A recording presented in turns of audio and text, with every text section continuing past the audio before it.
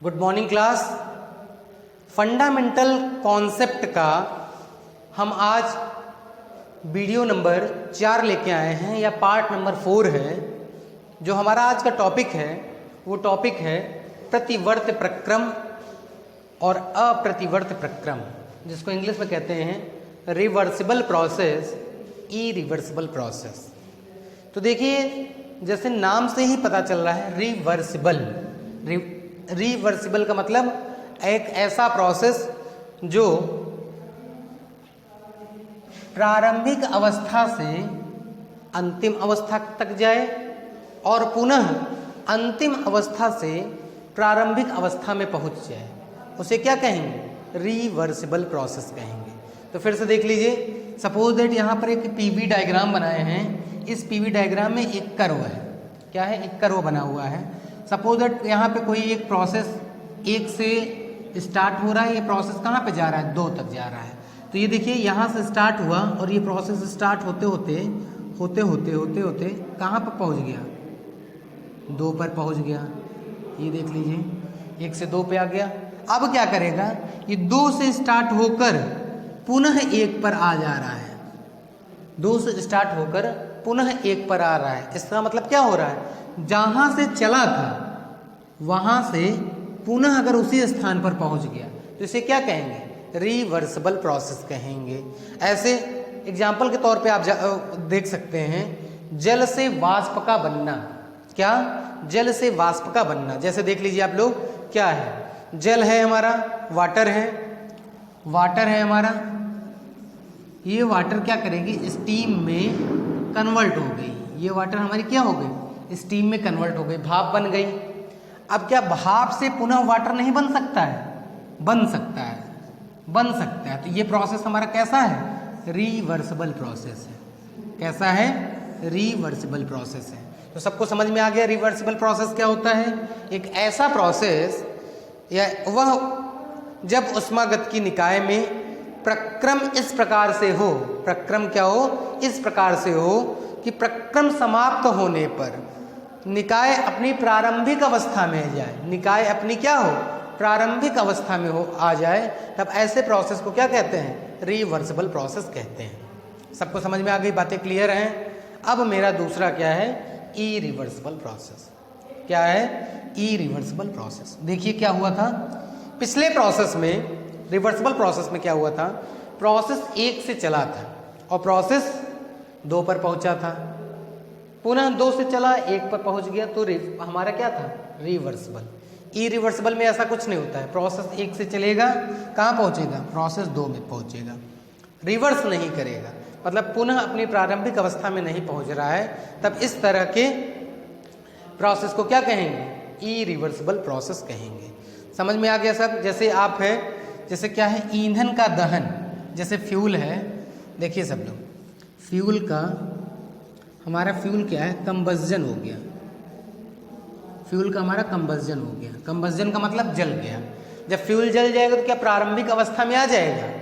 नहीं आएगा। तो इसे क्या कहेंगे? इसे क्या कहेंगे? इरिवर्सिबल प्रोसेस कहेंगे। जैसे मशीन द्वारा मैकेनिकल वर्क प्राप्त होना, तो मैकेनिकल वर्क प्राप्त हो गया तो क्या फिर से मशीन पर कोई हम वो कर सकते हैं? नहीं कर सकते हैं। तो जैसे फ्यूल का कंबस्जन या मशीन से कोई क्या मिलना? वर्क प्राप्त हो जाना, ये क्या कहलाता है? हमारा इरिवर्सिबल प्रोसेस कहलाता है। बातें क्लियर होंगी आपको? बातें आपको क्लियर समझ में आ रही होगी? तो रिवर्सिबल प्रोसेस और इरिवर्सिबल प्रोसेस क्या होता है, आपको ये चीजें विस्तार से समझ में आ गई। चलिए,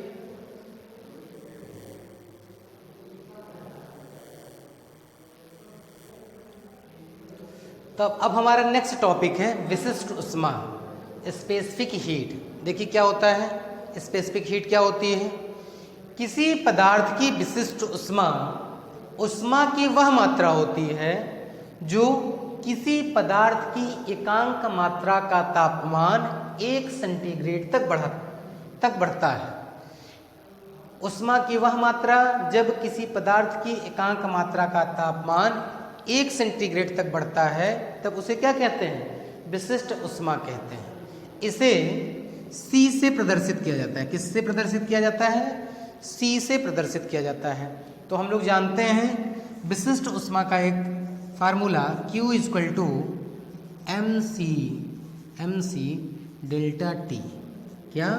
Q equal to M C delta t. ये हमारा एक फार्मूला निकल के आया जहाँ Q क्या है? हीट है। Q क्या है? हीट है हमारा। देख लीजिए सब लोग, Q हीट को दिखा रहा है, ये हमारा हीट है। M मास है, M क्या है? मास है। C टेम्परेचर डिफरेंस, C क्या है? टेम्परेचर डिफरेंस है। C हमारा ये जो हमारा डेल्टा T है टेम्परेचर डिफरेंस है, और C हमारा क्या है? स्पेसिफिक हीट है। क्या है? स्पेसिफिक हीट है। और डेल्टा टी क्या है? टेम्परेचर डिफरेंस है। तो यहाँ पर हम लिख सकते हैं C equal to m upon क्या?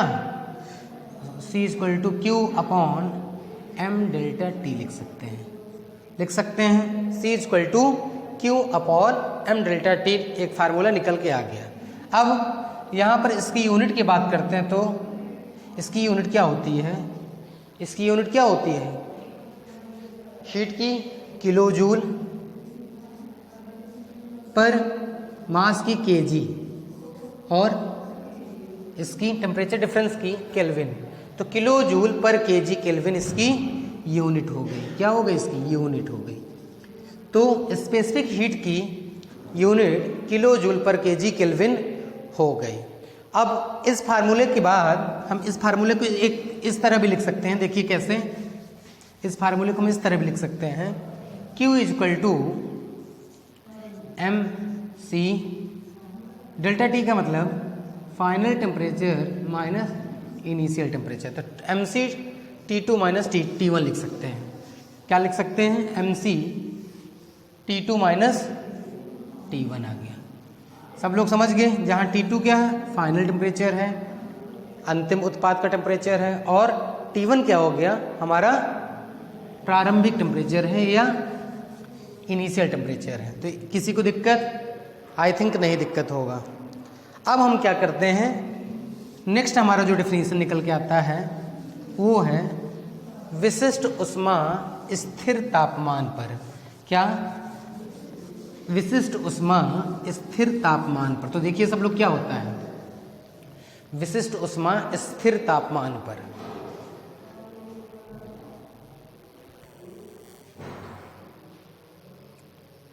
अब हमारी नेक्स्ट हेडिंग है, हमारी जो नेक्स्ट हेडिंग है वो है स्थिर आयतन पर विशिष्ट ऊष्मा, और उसके बाद हम पढ़ाएंगे आपको स्थिर दाब पर विशिष्ट ऊष्मा क्या होती है। देखिए सब लोग, जब ऊष्मा में वृद्धि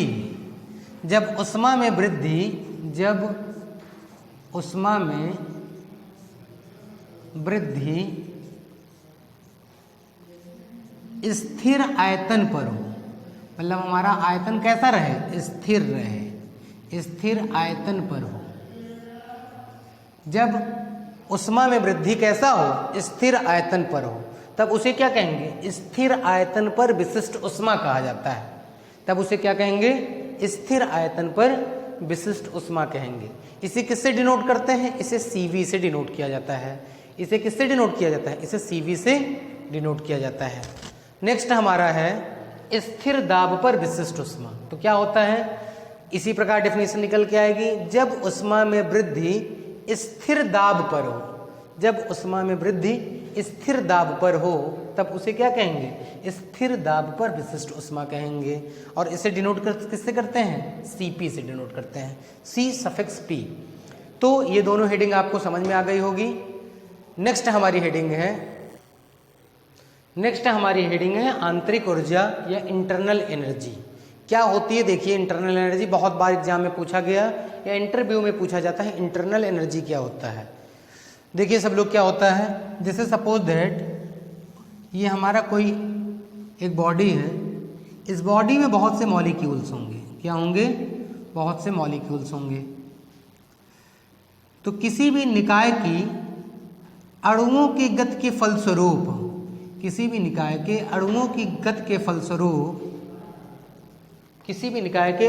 गति के फलस्वरूप जो ऊर्जा निकाय में स्थित होती है जो ऊर्जा निकाय में स्थित होती है उसे क्या कहते हैं? इंटरनल एनर्जी कहा जाता है। उसे क्या कहा जाता है? इंटरनल एनर्जी कहा जाता है। तो अगर किसी भी निकाय में अणुओं के गति के फलस्वरूप जो ऊर्जा निहित है उसे क्या कहेंगे? उस निकाय की इंटरनल एनर्जी कहेंगे। इंटरनल एनर्जी को U से डिनोट किया जाता है, कैपिटल U से इंटरनल एनर्जी को डिनोट किया जाता है। तो U इक्वल टू क्या होता है? U इक्वल टू होता है mCV dt। क्या होता है? यहाँ पर अगर इंटरनल एनर्जी में चेंजिंग हो रही तो du कर देंगे, du equal to mCV dt। U क्या है? du क्या है? U2 final energy minus initial energy, तो U2 माइनस U1 है इक्वल टू आ जाएगा mCV dt का मतलब बताए थे क्या? T2 minus T1।